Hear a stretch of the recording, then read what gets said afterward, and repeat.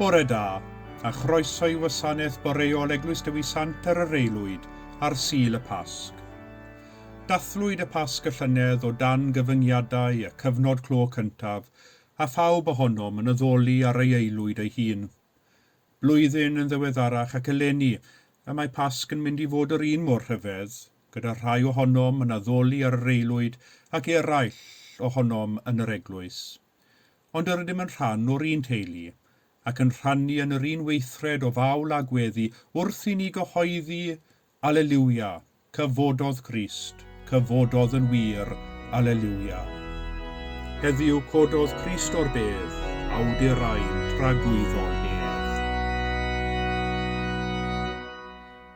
Heddiw cododd Crist o'r bedd,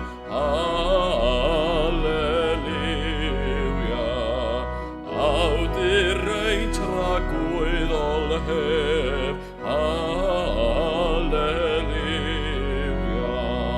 Wedi prynu ar y pren, Alleluia. I feddiannu'r nefoedd wen,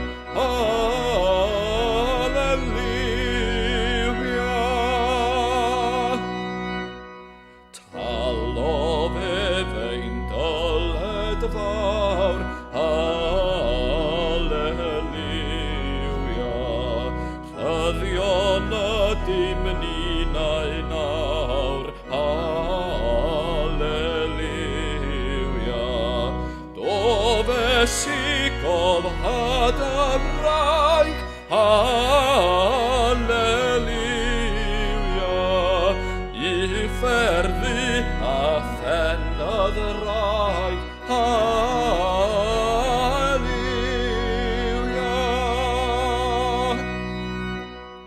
Fe bwrcasodd Iesu'n rhad, Alleluia.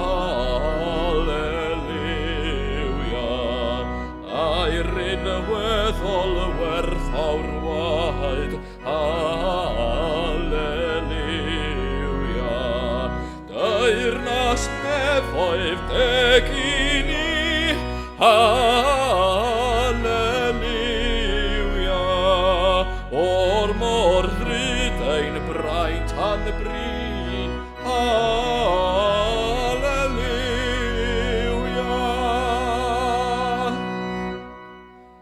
Awn ar ddyr gyfarfod fri, Alleluia. Gyda'r glan gadwedig lu, Alleluia. Mae'r holl drigolion nef, Alleluia. Beth yn ei glod oriem, Alleluia.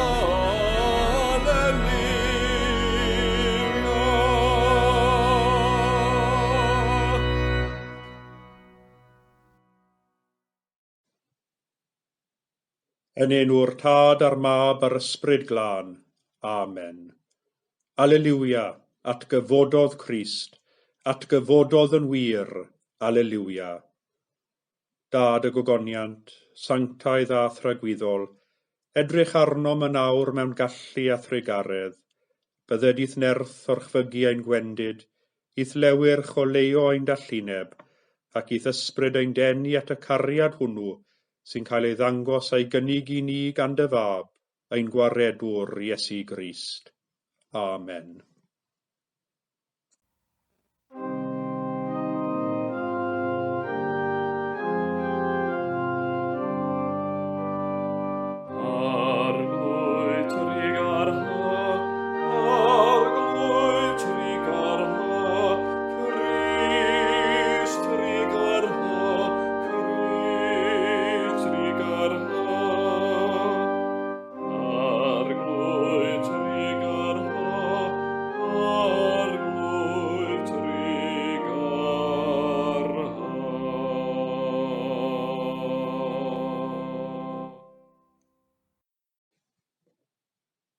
Felly, cyffeswn ein pechodau, a cheisio gan ein tad, ei fyddeiant a'i dangnefedd.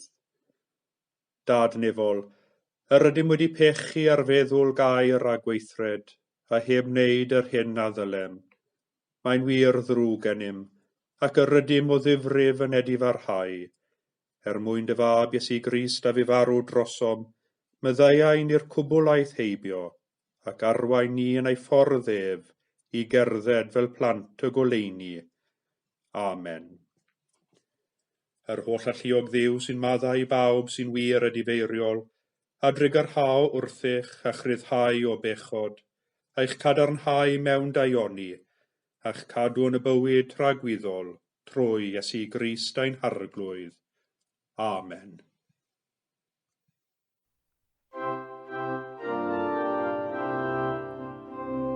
Gogoniant i Dduw, gogoniant i Dduw, gogoniant yn y goruchaf.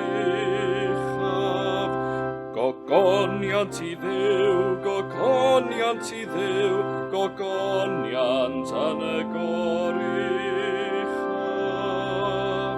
Gogoniant yn y goruchaf i Dduw, ac ar y beiar tangnefedd, i'r rhai sydd wrth ei fod. Molian nhw'n di, ben di, ffiwn di, a folwn di, gogonefwn di, diolchwn i ti am dy fawr ogoniant, arglwydd Dduw frenin nefol, Dduw dad holl a lluog.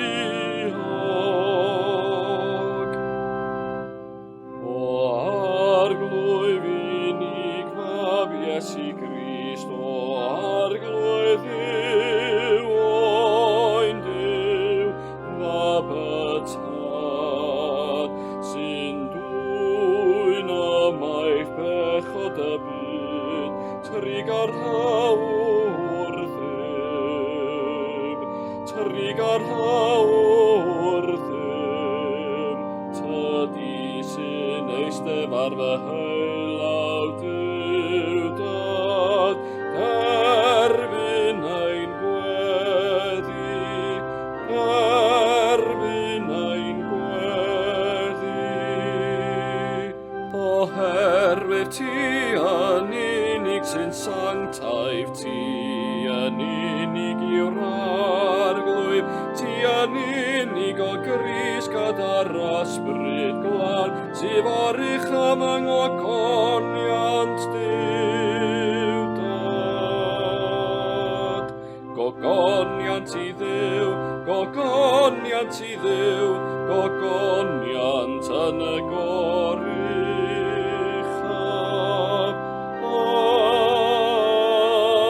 Amen.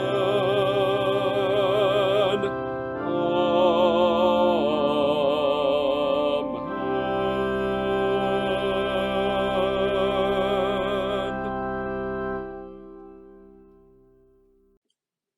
Colect ar gyfer Sul y Pasg. Gweddiwn. Holl alluog Dduw, a wrchfygais dangau trwy dy unig anedig fab Iesu Grist, ac agor i ni borth y bywyd rhagwyddol. Cynydda a chyfnerthau'n ffydd, fel y bwy ni ei adnabod ef a grym ei atgyfodiad, a byw byth i thogoniant di, trwy'r un Iesu Grist ein harglwydd, sy'n byw ac yn teyrnasu gyda thi ar ysbryd glân, byth yn un Duw, yn oes oesoedd. Amen.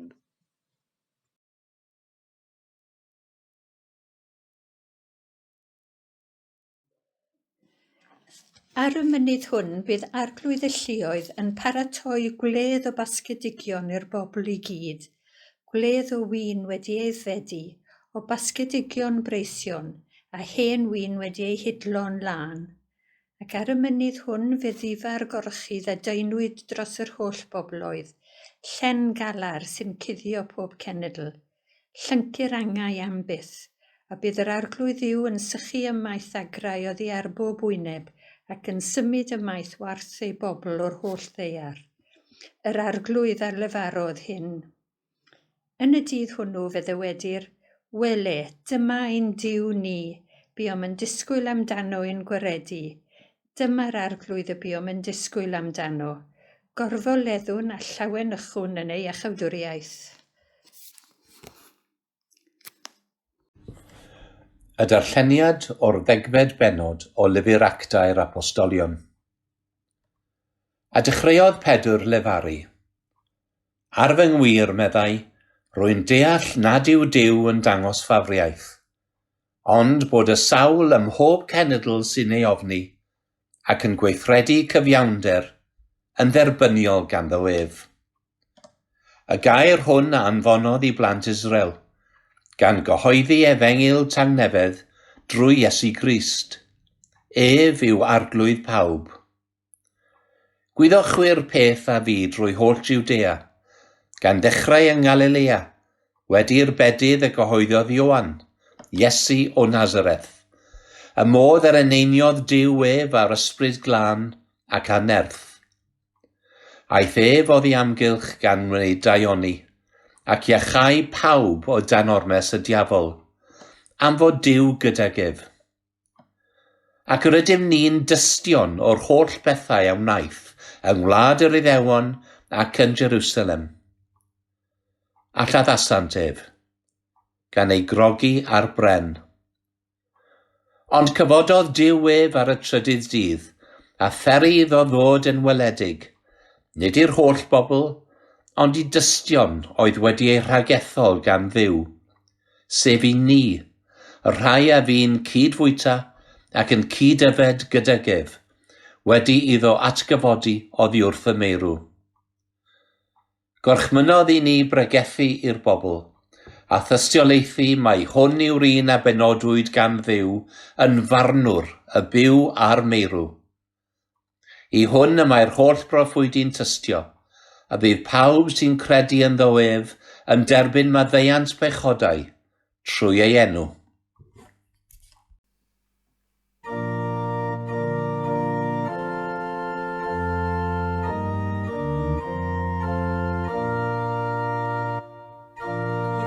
Christ ein Pasg ni a berthwyd rosom ni, am hynny cadw nwyl.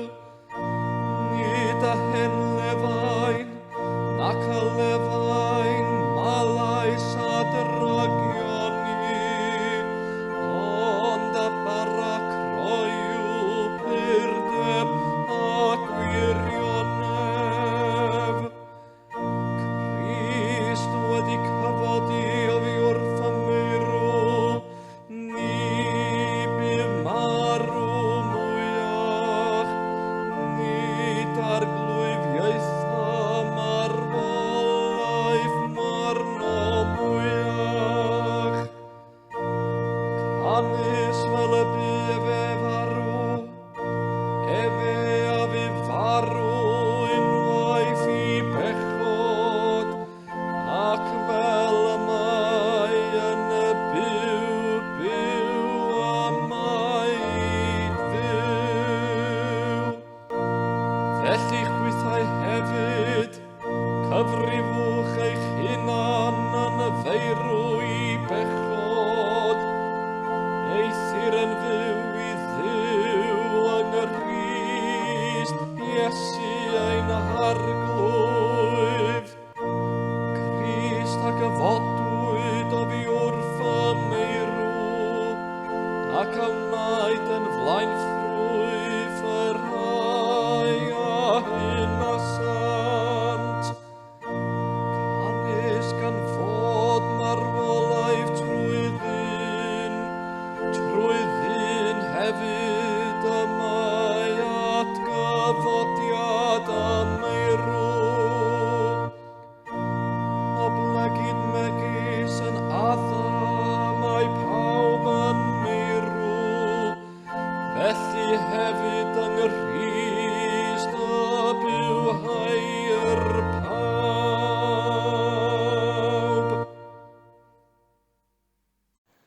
Gwrandewch efengyl Crist yn ôl Sant Marc, gogoniant i ti o arglwydd.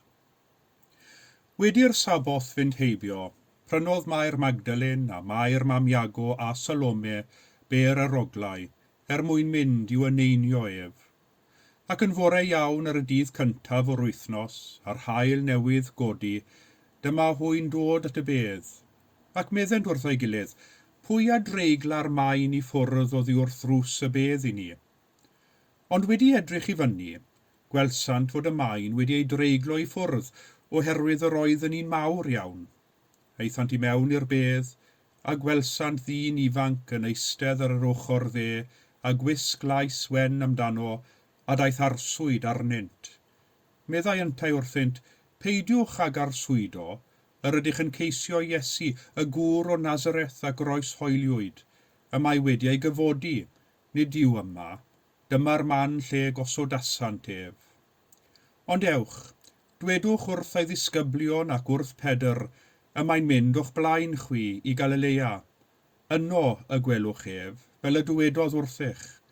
Daethant allan a ffoi oddi wrth y bedd, oherwydd yr oeddent yn crynu o arswyd, ac ni ddywedasant ddim wrth neb, oherwydd yr oedd ofn arnynt. Dyma efengil yr arglwydd, moliant i ti o Grist.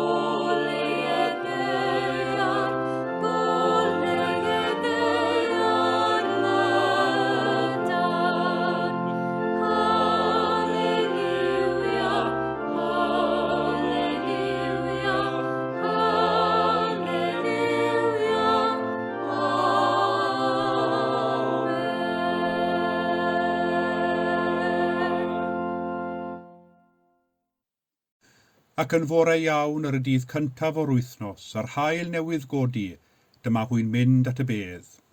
Yr ail adnod o'r unfed bennod ar 15 o'r efengil yn ôl Sant Marc. Yn ara 10 y torrir y wawr a daw goleini'r haul i liwio diwrnod newydd. Mae'n rhaid i mi gyfaddef dwi'n dipyn o wdi hw. Dwi'n un sy'n ddigon hapus i weithio'n hwyr yn y nos, ond mae hynny'n golygu nad ydw'n dda yn y boreau. Mae'n cymryd amser i'n meddwl ddihuno a dechrau gweithio a chanolbwyntio. Dwi fel hen ingen stêm yn y bore, yn cymryd ychydig o amser i godi stêm ond wedyn i ffwrdd â fi. I rai y bore pia hi. Maent yn dihuno gyda chaniad y ceiliog, yn barod ac yn effro i wynebu diwrnod newydd, yn llawn egni a brwdfrydedd. Ac mae rhai sydd ar gallu anhygoel hwnnw o ddihuno'n gynnar a mynd i'r gwely'n hwyr, ac yr un mor effro peth cyntaf yn y bore a'r peth diwethaf yn y nos. Ond yna fe, dyn ni gyd yn wahanol a diolch byth am hynny. Ond fel gwdi hw, fel un sydd ddim yn dda iawn yn y bore, os nad oes rhaid, nid wy'n gweld y wawr yn torri yn ymal iawn, sy'n drieni. Mae rhywbeth yn hynod o brydferth yn peth cyntaf y bore, a gweld diwrnod newydd ar ddechrau, yr awyr yn ffres, a phopeth yn dawel. Mae rhyw sancteiddrwydd yn perthyn i'r wawr, rhyw deimlad nad yw'n perthyn i unrhyw adeg arall o'r dydd.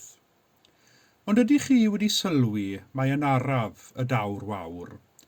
Cam wrth gam mae goleini'r diwrnod newydd yn herio ac yn gyrru ar ffô tywyllwch y nos. Wrth i'r wawr dorri fe welwn y golau yn gwasgaru cysgodion y nos, gan roi popeth yn ffrwydriad amryliw. Pan mae popeth o dan orchydd tywyllwch nos, Ar wawr ar ddechrau torri, fe ddechreuwn ni weld cysgod luniau y coed a'r perthi, y tai a'r adeiladau o'n hamgylch. Ac fel mae'r golau'n cynyddu a'r tywyllwch yn ffoi, y mae popeth yn dechrau edrych ychydig yn llwydaidd, fel gwylio ffilm du a gwyn, ac yna yn ara deg, fe ddaw lliwiau'r golwg, cyn yn sydyn, a heb i ni sylweddoli ar amrant, mae popeth yn olau, y gwawr wedi torri, yr haul wedi codi, a dwyrnod newydd ar ddechrau. Wrth i ni weld y goleuni a chydio yn y dydd, mae tywyllwch y nos yn troi'n atgof. Y mae pob un o'r efengylau yn tanlinellu. Mae yn gynnar iawn yn y bore, a'r doriad gwawr, yr aeth y gwragedd at y bedd. I mi, mae'r hanes am y gwragedd yn mynd at y bedd ychydig fel gwylio'r wawr yn torri. Oherwydd dim ond yn ara deg gydaeth y gwragedd i sylweddoli y peth rhyfedd, mawreddog a'r swydus hwn a oedd wedi digwydd wrth iddynt ddarganfod y bedd gwag. Cofiwn bod y gwragedd wedi mynd at y bedd yn gynnar ar fore'r trydydd dydd i dalu'r gymwynas olaf trwy eneinio corff Iesu a pher aroglau. Fe ddyle'r eneinio hyn wedi digwydd yn ar adeg y claddu, ond oherwydd bod y saboth yn nesau, nid oedd modd iddynt gyflawni'r weithred, ac yr oedd yn rhaid iddynt aros. Cyn gynted ac yr oedd modd iddynt fe aeth y gwragedd at y bedd o dan dristwch a galar, o dan deimlad o ddyletswydd a chariad, gan ddisgwyl dod o hyd i gorff Iesu yno.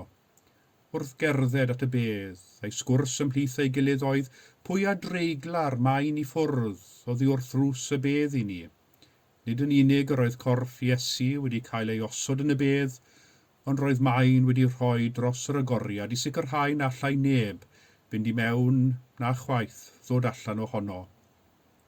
Sylwch, mae dim ond y gwragedd oedd yma i dystio i ryfedd wyrth bore'r trydydd dydd, dim ond gwragedd oedd wedi aros wrth droed y groes ar y prynhawn hwnnw pan weiddodd Iesu a llef uchel o'r groes, fy niw, pam y rwyt wedi fy ngadael i, ac yn adlu ei anadl olaf a marw.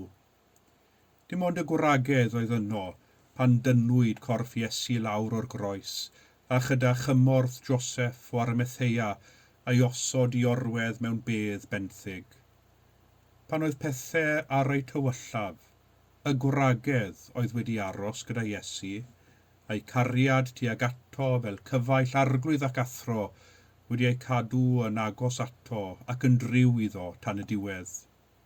Roedd y disgyblion eraill y dynion mae'r llaw arall i gyd wedi ffoi, wedi llethu gan ofn ac anobaith, gan ddryswch a siom, yn methu a digymod a'r syniad bod gweinidogaeth y bywyd Iesu wedi gorffen ar groes. Pa un o'r disgyblion fyddai wedi dychmygu hynny pan y dawon nhw bopeth i'w ganlyn ef? Wrth gwrs, roedd Iesu wedi sôn wrthynt digon am y groes, am ffordd y groes, a'r angen i godi croes a'i ganlyn ef. Roedd Iesu wedi dweud wrthynt fwy nag unwaith am y dioddefaint a'r farwolaeth oedd yn aros amdano, ond geiriau oedd yr rhain ar y pryd, a doedd yr un ohonynt wedi dychmygu y byddai Iesu ei hun yn marw ar groesbren. Felly, pan ddaeth y groes, nid oedd y disgyblion yn barod amdani. Ei hunig ymateb oedd ffoi a chuddio. Roedd y ffaith bod gwawr newydd wedi torri a'r haul newydd godi yn golygu dim iddynt yr fore'r trydydd dydd. Roedd y cwbl ar ben, yn fethiant llwyr a thrychyn ebys. Does dim yn waith na siom a methiant i fagu anobaith a llethu'r enaid. Felly y gwragedd, oherwydd ei cariad a'i ffyddlondeb tuag at Iesu a mwy na thebyg a'i hymdeimlad o ddyletswydd i gyflawni'r gymwynas olaf, a'i harweiniodd at y bedd y bore hwnnw. Felly hwy oedd y tystion cyntaf i'r bedd gwag, a'r gobaith newydd a'i fynffrydio honno. Cymerodd yn hwyrach i'r disgyblion eraill ddod i weld y wawr. Wedi cyrraedd y bedd, fe welsant y gwragedd, bod y maen wedi dreiglo. Efallai bod nhw wedi dechrau poeni bod rhyw rai wedi bod yn oesoes ac wedi dwyn y corff. Pan eithant i mewn, cawsant fraw o weld nad corff yr Iesu oedd yno, ond dyn ifanc angel mwy na thebyg, yn eistedd yno yn ei wisg lais, does dim syndod ei bod wedi arswydo. Peidiwch ag arswydo, yr ydych yn ceisio Iesu y gŵr o Nazareth a groes hoeliwyd, a mae wedi ei gyfodi nid yw yma, medde'r dyn ifanc wrthynt. Ac yr oedd y geiriau hyn wedi gwneud iddynt arswydo mwy. Arswydo yw'n hymateb naturiol pan nad ydym yn deall beth sy'n digwydd, pan na allwn esbonio rhywbeth, pan mae rhywbeth na allwn ei ymgyffred yn digwydd. Roedd y gwragedd ddim yn gallu esbonio hyn, roedd y cyfan y tu hwnt yw hamgyffred, a thu hwnt yw profiad. Trodd ei galar nid yn llawenydd ac yn orfoledd wrth glywed neges y dyn ifanc yn dweud bod Iesu wedi ei gyfodi, ond trodd ei galar yn arswyd, ac yn ymateb i'r arswyd ffoesant oddi wrth y bedd, yn crynu gan ddweud dim wrth neb. Nawr mae hyn i gyd yn teimlo chydig yn chwythig. Mae'r efengil ar Sul y Pasg yn gorffen gydag arswyd ac ofn y gwragedd yn ffoi o'r bedd. Ble mae'r llawenydd a'r gorfoledd mawr? Ond wedi dweud hynny, petai'n rhywun ohonom ni yn sefyll yn esgidiau'r gwragedd, oni byddai ein hymateb ninnau wedi bod yn union yr un fath. Mae'n bwysig i ni gofio bod y gair arswyd yn gallu golygu dychryn a braw, ond ei fod hefyd yn gallu golygu parchedig ofn, ac efallai cyffro hefyd. Roedd y gwragedd wedi synhwyro mai Duw oedd ar waith yn y bedd, oherwydd Duw yn unig all godi'r meirwn fyw a chyfodi Iesu ar y trydydd dydd. Yn wyneb gweithred mor fawr, mor syfrdanol, yn wyneb gweithred o eiddo Duw, pa ffordd arall sydd gennym i ymateb, ond trwy barchedig ofn a chyffro. Trwy gyfodi Iesu dangosodd Duw i'r byd, nad pechod na chreulondeb y ddynoliaeth a osododd Crist ar y groes sy'n trechu. Nad y groes a marwolaeth sy'n cael y gair olaf, nad ofn na siom na methiant chwaith, ond mae bywyd, cariad, gobaith a myddeiant a welwn ni ymywyd Iesu. Nid oes dim a greuwyd all ddinistrio'r rhain. Nid oes yr un bedd, mor drymed yw'r maen. Nid oes yr un cyfnod clo, yn gallu ein cadw'n gaeth. Y mae gobaith a bywyd, ffydd a chariad yn gryfach na marwolaeth ac yn peri ni edrych ar y wawr. Oherwydd cyfododd Crist, cyfododd yn wir, Alleluia. A phan edrychwn ni ar y bedd gwag, pan ystyriwn ni yr atgyfodiad a gweithred fawr Duw trwy Iesu Grist, fel y gwragedd, fe ddyle hyn ennyn ynom arswyd, yr arswyd sy'n gymysgedd o barchedig ofn a chyffro, y cyffro a ddaw gyda thoriad gwawr newydd a dydd newydd. Yn ara deg mae'r wawr yn torri, yn ara deg y mae'r haul yn codi a'i lewyrch yn goleio'r dwyrnod newydd sydd o'n blaenau. Mae Efengil Marc yn gorffen ar y dwyrnod cyntaf o'r wythnos, yn gynnar yn y bore. Mae'r haul newydd godi a'r bedd yn wag, ac mae hyn yn arwydd cadarn sy'n cyhoeddi ni heddiw, wedi dioddefaint a thywyllwch y groes, wedi dioddefaint a thywyllwch yr hyn a fi, bod gobaith yn tarddu. Mae goleuni yn gyrru'r tywyllwch ar ffo, ac y mae bywyd a daioni yn trechu, oherwydd yr un a fi farw drosom ac a gyfododd ar y trydydd dydd, Iesu Grist, ein harglwydd at gyfodedig. Amen.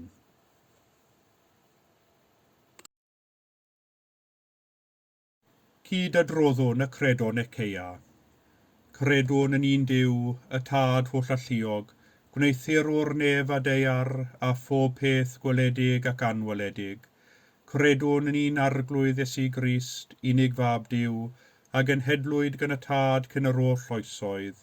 Duw o Dduw, llewyrch o lewyrch, gwir Dduw o wir Dduw, wedi ei gynhedlu, nid wedi wneithir, yn un hanfod ar Tad, a thrwyddo ef y gwnaed pob peth.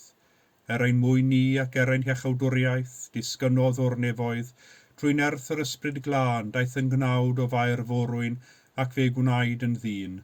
Fe groeshoeliwyd drosom dan Pontiws Peilat, dioddefodd angau ac fe claddwyd. Atgyfododd y trydydd dydd yn ôl ysgrythyrau ac esgynodd i'r nef, ac yma'n eistedd ar ddeheilawr tad, a dawd rychefn mewn gogoniant i farnu'r byw a'r meirw ac ar ei deyrnas ni bydd diwedd. Credwn yn yr ysbryd glân, yr arglwydd rhoddwr bywyd, sy'n deillio'r tad a'r mab, ac ynghyd â'r tad a'r mab a gyd a ddolir ac a gyd o goneddir, ac a lefarodd trwy'r proffwydi. Credwn yn un eglwys lan gatholig ac apostolig, cydnabyddwn un bedydd myddeiant pechodau, a disgwyliwn am atgyfodiad y meirw a bywyd y byd sydd i ddyfod. Amen. Gyda sanctaidd wawr y bore, teithiau'r gwragedd at y bedd, clywed yn sŵn ei camre, gweled tristwch yn ei gwedd, cododd Iesu, o cheneidiau droes yn gân. Gweddiwn heddiw yn llawenydd yr atgyfodiad ac yng ngrym yr arglwydd atgyfodedig. Nerthad eglwys i fod yn gorff Crist ar waith yn y byd. Gweddiwn ros ein gilydd, y rhai ohonom sy'n addoli ar yr eilwyd, a rhai ohonom sy'n addoli yn yr eglwys, a chynorthwya ni fyw y gobaith a ddaw trwy'r bedd gwag.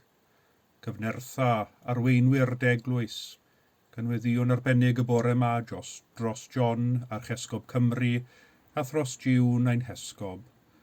A rhoi iddynt oethineb wrth iddynt liwio'r eglwys trwy y cyfnod anodd ac ansicr hwn. Arglwydd, yn dy drigaredd, gwrando ein gweddi. Gweddiwn y bydd llawenydd a neges yr atgyfodiad yn wybyddus ledled y byd, ac ysbrydola ar rheini sy'n arwain cynhedloedd y ddeiar i weithio dros gyfiawnder a thegwch ymhlith holl wledydd y ddeiar. Diolch am y gwyddonwyr sydd wedi dod â gobaith i ni trwy ddatblygu brechlynau, a gweddiwn dros y gwaith brechu ym mhob gwlad, cyfoethog a thlawd, sy'n mynd rhagddo yn erbyn y frwydr yn erbyn Covid-19. Boed i'r gwledydd rhannu adnoddau ac arbenigedd lles y ddynol ryw. Bydde di bob ymdrech ddynol ddod yn rhan o'r greadigaeth newydd ac o'r bywyd nad oes terfyn arno. Arglwydd, yn dy drigaredd, gwrando ein gweddi. Ar yr uchelwyl hon Pasg yr arglwydd, gweddiwn dros aelodau o'n teuluoedd a'n ffrindiau lle bynnag y bont. Cynwrthwya ni oll i werthfawrogi ein gilydd, a iach unrhyw rhaniadau llyd sy'n llesteirio ein perthynas ag eraill. Trwy gynnig a derbyn pardwn lle gwnaed cam, bydde di ni gyd brofi llawnder bywyd y Pasg. Arglwydd, yn dy drigaredd, gwrando ein gweddi. Derwy bawb sydd yn dioddef, wybod lle y ceir gwir iachad i feddyliau cythryblus, ac adfer gobaith i yneidiau trallodus a gofidus. Mewn ened o dywelwch, cofiwn y rhai y gwyddom ni amdanynt, sy'n dioddef mewn corff, meddwl ac ysbryd.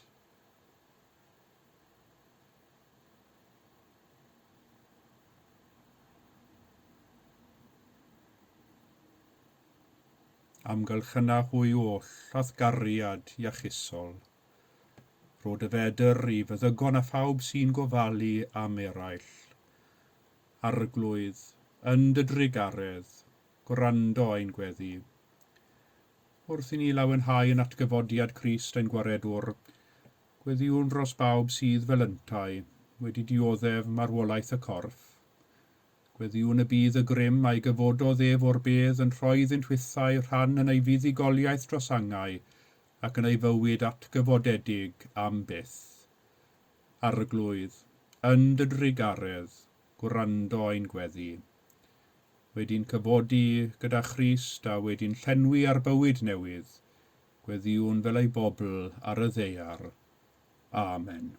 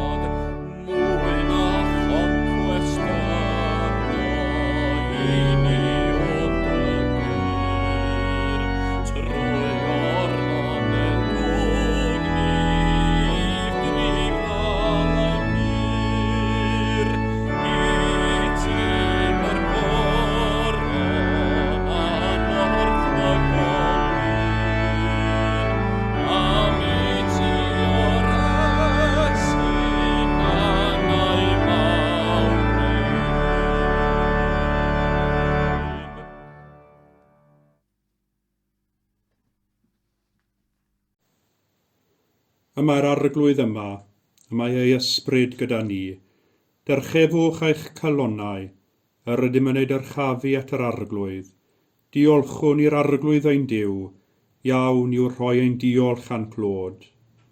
Y gwir ar bywiol Dduw, ffynhonnell bywyd yr holl gredigaeth, gwneithos ni ar dy ddelw dy hun. Rhwng ddiolch i ti bob amser ac ym mhob lle trwy Iesu Grist ein harglwydd, oherwydd yn ei fuddugoliaeth dros angau gwawriodd oes newydd, daeth teyrnasiad hir pechod i ben, adnewyddu'r byd drylliedig ac i ancheir ni drachefn. Felly gyda gyngylion ac archengylion a holl gwmpaini'r nef, molianwn dy enw gogoneddus.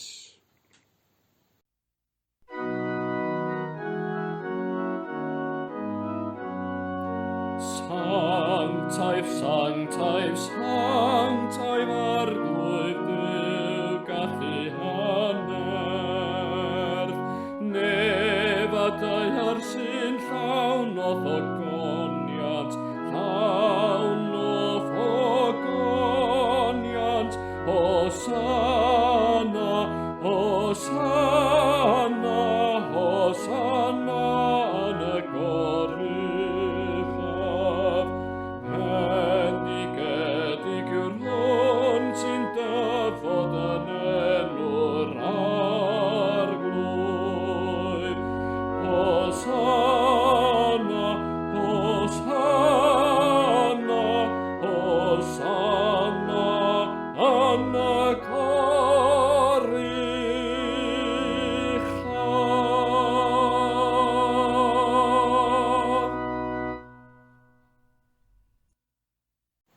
Cofiwn am ein harglwydd Iesu Grist, yn sefydlu'r swper olaf, ar y noson honno y bradychwyd ef, ar y noson cyn a'i groes hoeliad.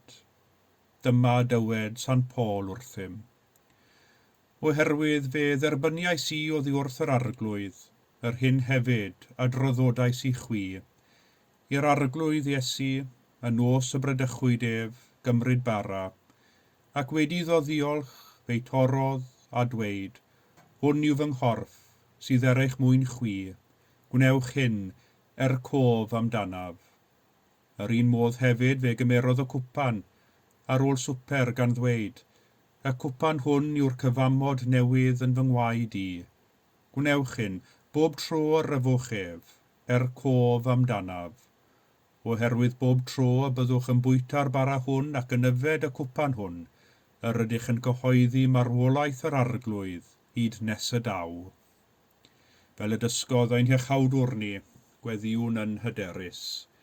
Ein tad, yr hwnnwyt yn y nefoedd, sancteiddiau'r denw, deled y deyrnas, gwneler dewyllus, megis yn y nef, felly ar y ddeiar hefyd.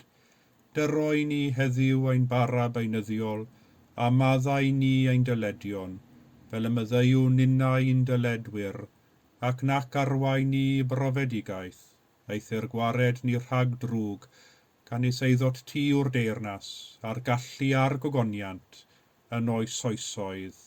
Amen. A chymerwn ened i fyfyrio ar y cymyn bendigaid, ac ar o'r chymyn Iesu, gwnewch hyn cof amdanaf.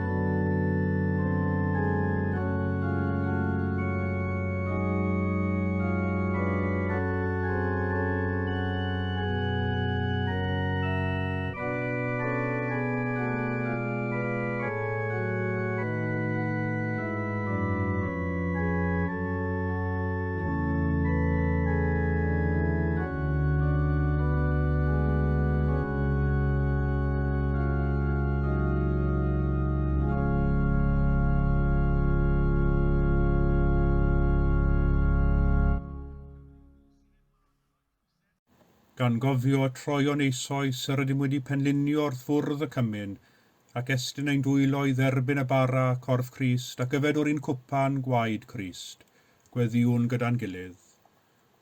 O wynfededig arglwydd mewn undod ath holl bobl ffyddlon ledled y byd, ger bron pob allor yn eglwys lle dethlir yr Iwcharist, dymunwn offrymu ti fawl a diolch.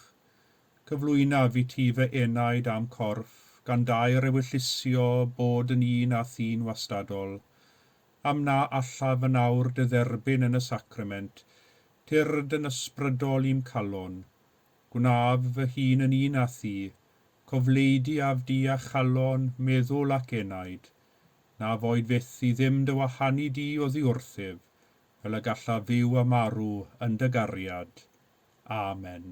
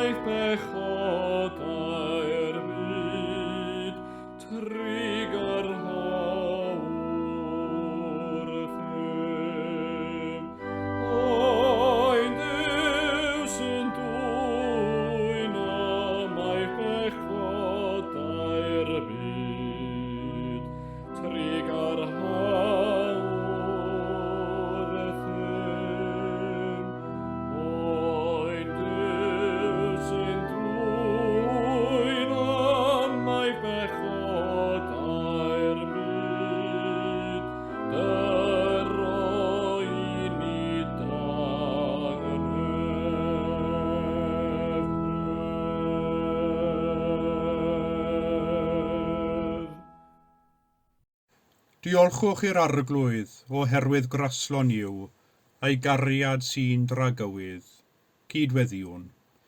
Bywiol ddiw, arhoddai steinig anedig fab i farw ar y groes yr ein prenedigaeth, a throi ei atgyfodiad gogoneddus, a'n gwaredodd ni o ddiwrthallu'r gelyn. Dy roi ni farw beinydd i bechod, fel y byddwn fyw mwyach gydag ef, yn llawenydd ei fywyd atgyfodedig, trwy Iesu Grist ein harglwydd. Amen.